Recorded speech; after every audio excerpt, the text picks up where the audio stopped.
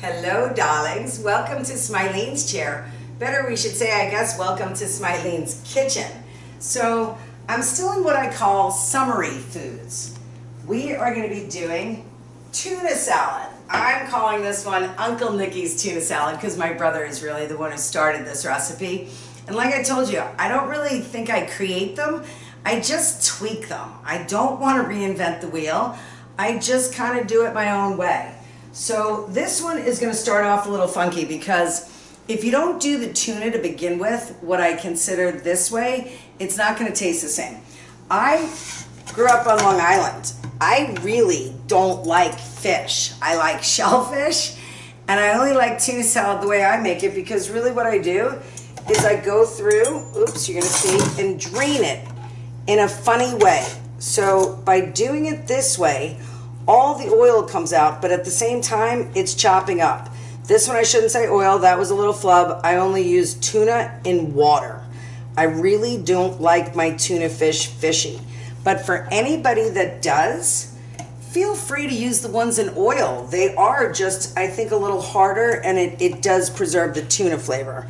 So for people who do love the taste of fish, leave the oil in or the water in. I prefer the water. It's really just about extra fat that I don't need. Oops, we had a little spillage there, but remember, it's only the tuna water that's in there. The reason I showed you this is because when we get to this stage, I then dry it. So like I said, I really do not like my tuna salad fishy at all. But when you drain it the way I did, it really pushes the water out. When you get to this level, I just dry it with a paper towel. But I have tried so many other ways to drain tuna without it annoying me. Like I said, I don't love the smell of fish. It's probably the Long Island thing. But it's also about how it mashes it up. Do you see how it comes out like this? It's very, very, very shredded now. I've tried so many other ways when you just push the oil with the top of the can or the water with the top of the can. It doesn't come out the same way. This way, it tends to make it more shreddable, and that's pretty much the way I like my tuna salad. So the little excess there, I'm not going to capture it. I'm going to give it to one of the many little critters that lives with me. So I show this because I think the consistency of food makes a difference. When I've given the recipes to other people and I just say chop up the tuna, it really does make a difference when it's this shredded. So I already did the previous tuna. We've talked about this in advance. I don't want to waste everybody's time mashing up or chopping vegetables. It's really just about getting this recipe. But the consistency makes a difference. So this one, we have the card out that's going to show you exactly. I love water chestnuts. A lot of people will use celery. It's also a really good option. The original recipe did start with celery, and I'm pretty sure it's because we're one of 6 kids and it was what was left in the fridge. But I really do like water chestnuts better. And we're gonna put it all right in. Here are the seasonings that you see me use in a lot of recipes. But before I get to the seasonings, I wanna mash this up. So I'm going to add the dill relish and the mayonnaise. But please hold because I need to go get it. Hello, and we are back with exactly what I need now. Dill relish, Hellmann's mayonnaise, best foods if you're on the West Coast. I add this first to get my mixture going because we need some moisture. That's really what it's about at this point, is moisture. But I don't do them together, I do them separately. I have no idea if this makes a difference, but I'm told that I need to make these exactly the way I would make them.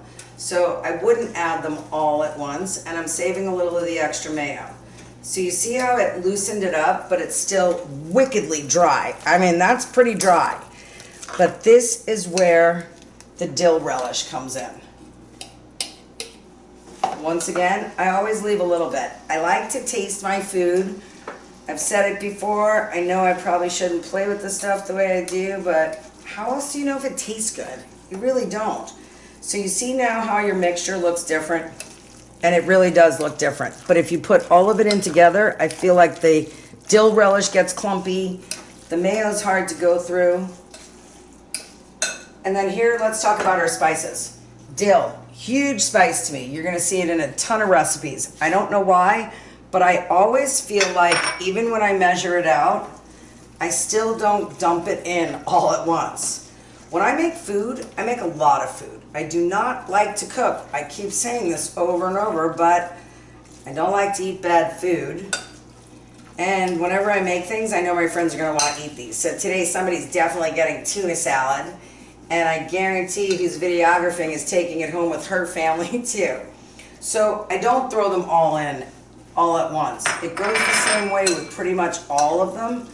Give it a little stir.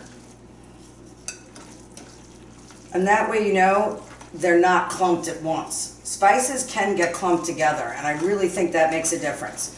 This way you know it's all mixed.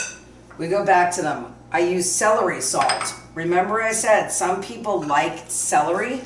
I actually like the flavor of celery a lot. I really, really do. But I really don't like the way it's crunchy. So that's where I use the water chestnuts. And the same thing, put your spices in the exact same way. Throw them in. All-purpose seasoning goes with everything. Everything. Constantly using it. Move it around. There's no other way I can tell you. Unless you're cooking with a slow cooker, you don't have to worry about the spices. They go in.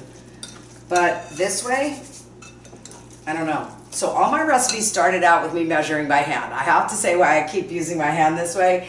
And it's because that's how I did it. I'd look at it and go, yeah, maybe not enough. Oh, maybe a little more. And then when finally somebody asked me for a pot roast recipe and I had to measure it out, I'm like, wow, these are really close, like almost exactly close to what quarter teaspoon, half a teaspoon.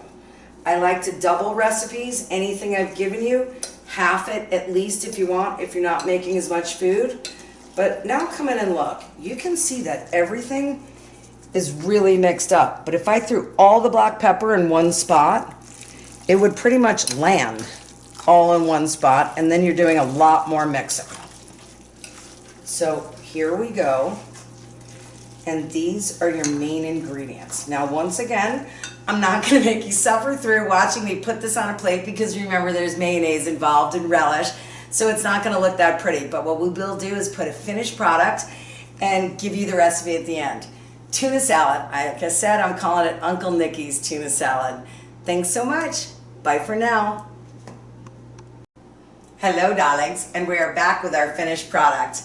I couldn't stop myself because of other food I had in the fridge chopped up, and I had to put on a smiley face. But this is the tuna salad. It's really, really, really great to be used in so many ways. I love romaine lettuce, so it's really good if you want to go totally breadless. I eat more rye bread than I do gluten. Not gluten allergic at all. It just kind of doesn't make me feel so good. But I have to point this out because we did another episode on this one. The basil, I had to make it put in. I don't know if it's a really great garnish. Parsley definitely is, but this comes from another episode that we did called Basil in a Basket.